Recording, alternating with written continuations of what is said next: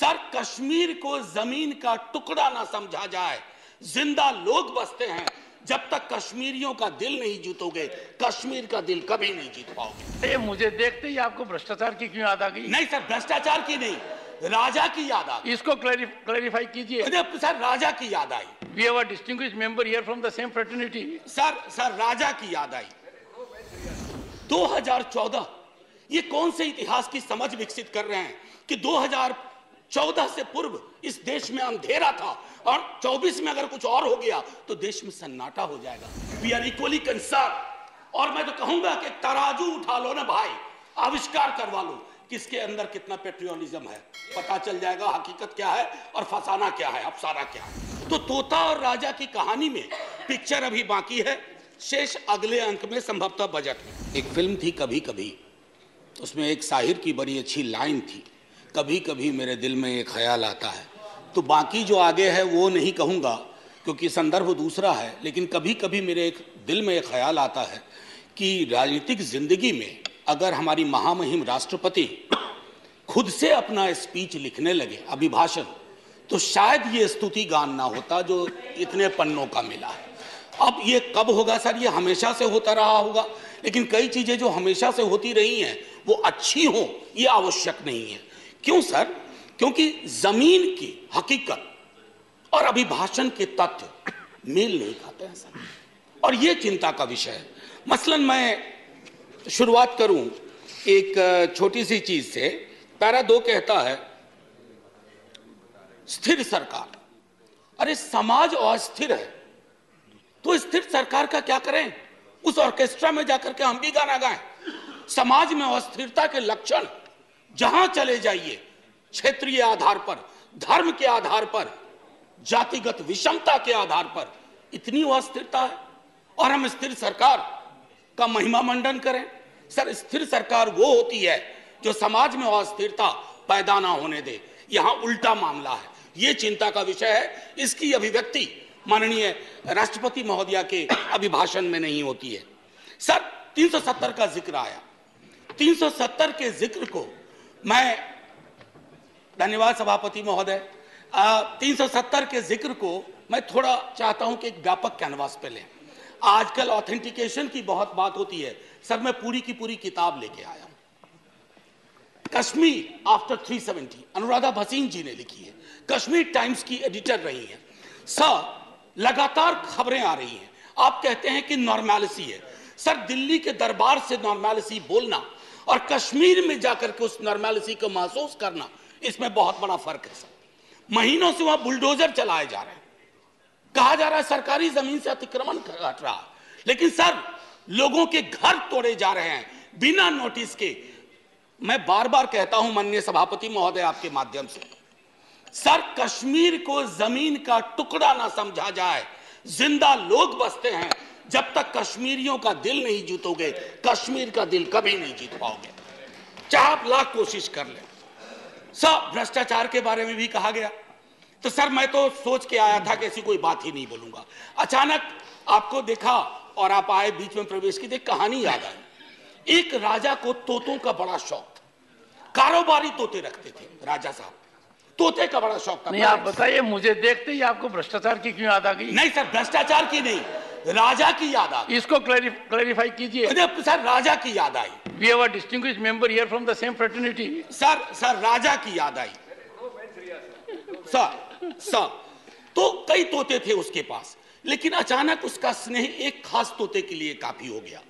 गौतमी प्रवृत्ति का तोता था, तो सबको चांदी और स्टील की कटोरी मिली, उस तोते को कनक कटोरी मिली। और तोते से राजा सलाह बहुत लिया करते थे, और तोता सलाह भी देता था, भूत भी ठीक करता था, भविष्य की बात भी करता था। एक दिन उस तोते के बारे में कोई अनुसंधान आ गया पड़ोस से।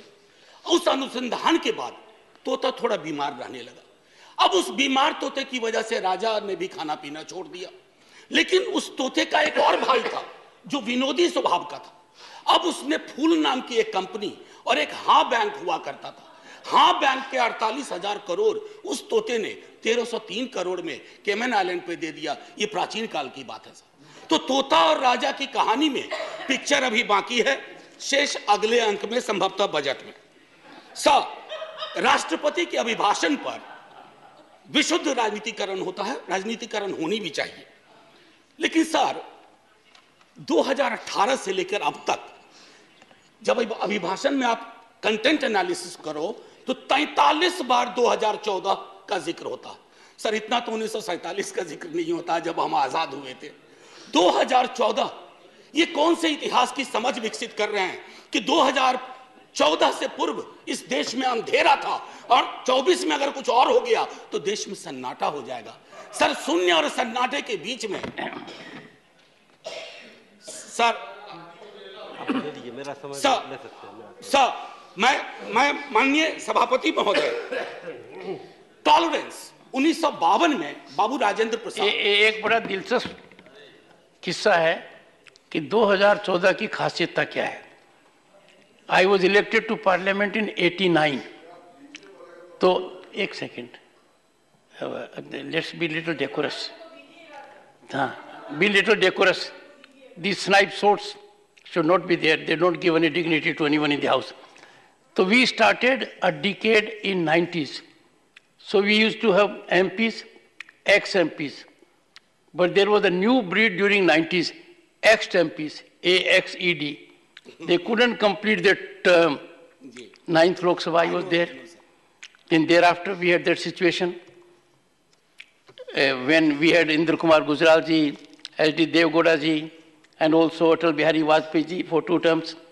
So that particular phase of 30 years where the country had coalition governance came to an end in 2014. That was the reason. Sir, एक सेकंड, सर, जयराम जी, अच्छा, I said AXED. सर, माननीय सभापति महोदय, मेरे वक्त वैसे भी हम लोगों का अच्छा वक्त नहीं चल रहा है, तो मेरे वक्त में 2 मिनट का इजाफा कर दीजिएगा। एक स्पीकर हमारे और होंगे संभव, उनका कट जाएगा। सर प्लीज, मैं क्यों कह रहा था आप मेरे भावार्थ को नहीं समझे। 2014 सर, इतिहास बोध 2014 से नहीं होगा, फिर क्या कहेंगे 47 में।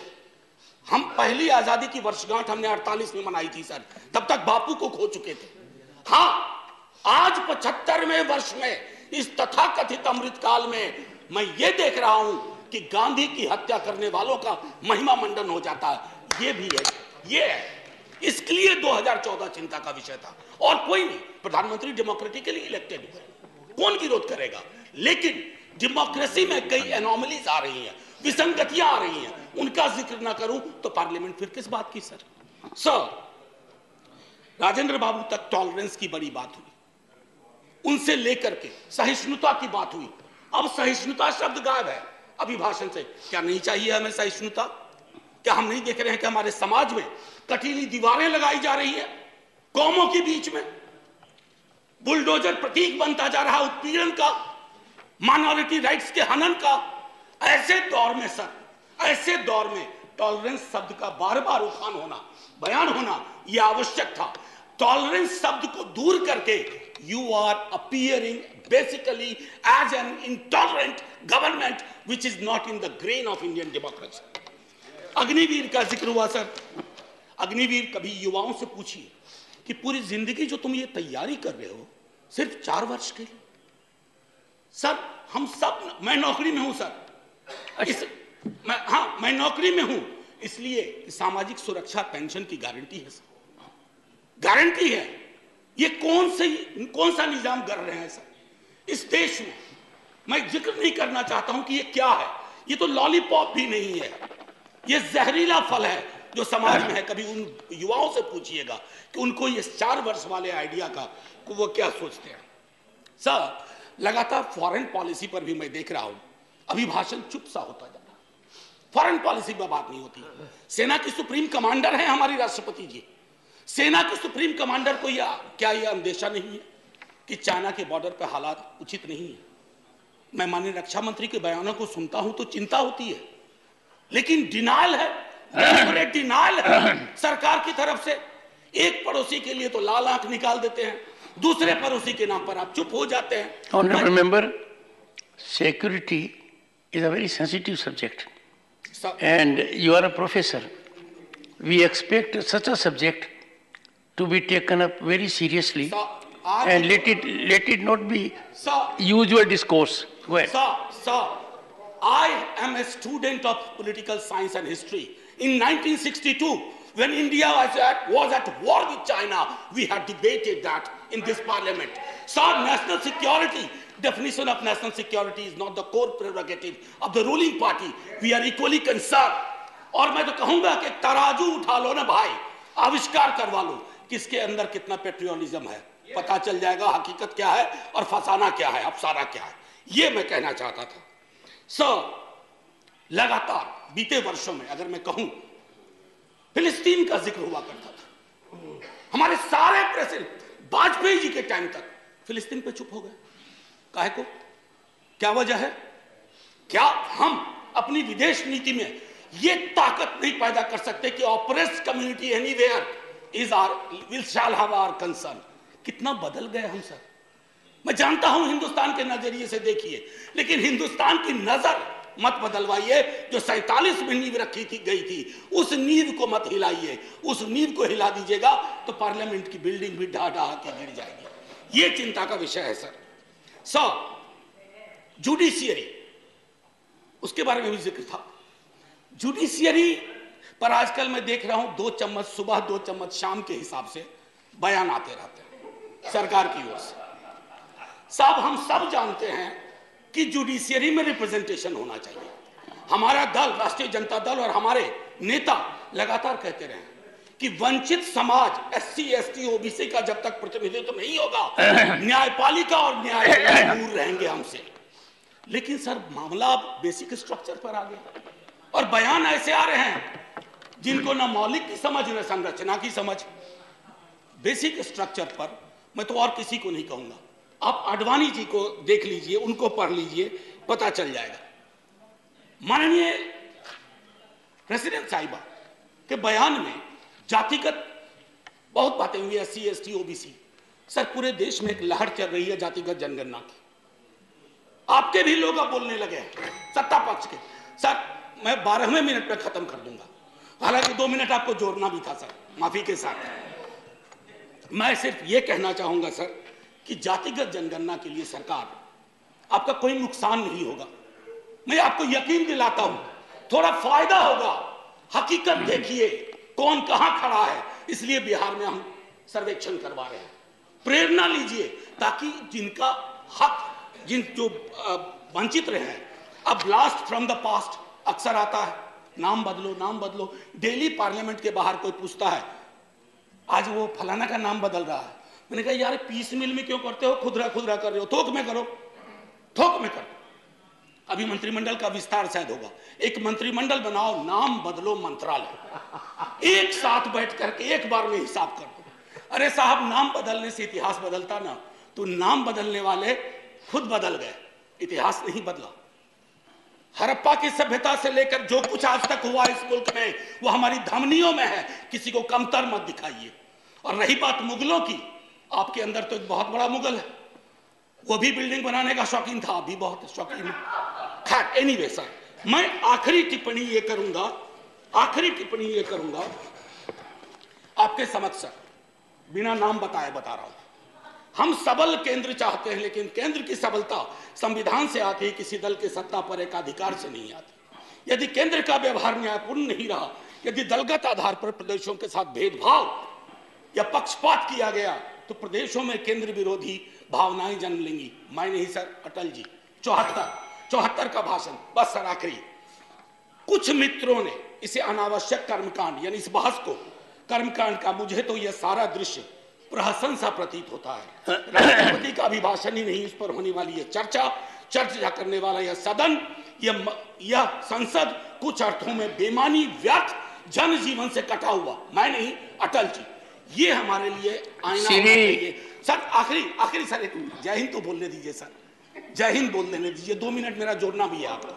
सर, मैं सिर्फ ये कहूंगा, जय हिंद बोलने से पहले सर, ये अवसर होते हैं, सदन में जितने लोग हैं मैं सबका शुक्रिया अदा करता हूं, लेकिन लोकतंत्र नहीं बचेगा ना सर, तो सिर्फ अगर तंत्र बच गया तो कुछ बचेगा नहीं। जय हिंद सर, शुक्रिया बहुत बहुत। और आपके मन में कभी कभी ख्याल आता है वो बाकी चेंबर में बताइए। जी सर।